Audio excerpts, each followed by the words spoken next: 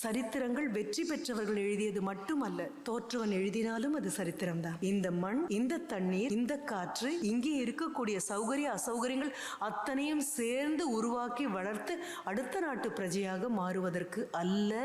வயிறு காஞ்சிருக்கும் போது தெய்வம் மட்டும் அல்ல, கல்வியும் வராது. பெற்றோரின் கையில் பொறுப்பை ஒப்படைக்கிறேன். யாதுமானவள் பல்லக்கை யார் தூக்கினாலும் அதை தூக்க முடியும். அடுத்த தலைமுறை பெண் குழந்தைகள் வீறு நடை போட்டு நடக்க வேண்டும். Keep your mobiles clean. குழந்தை வந்து உங்க மொபைலை தொடும்போது ஐயோன்னு ஓடி வந்து எடுக்க கூடாது. அம்மாவானாலும் சரி, அப்பாவானாலும் சரி. அன்பை விட பெரிய போதை உலகத்துல உண்டா என்ன?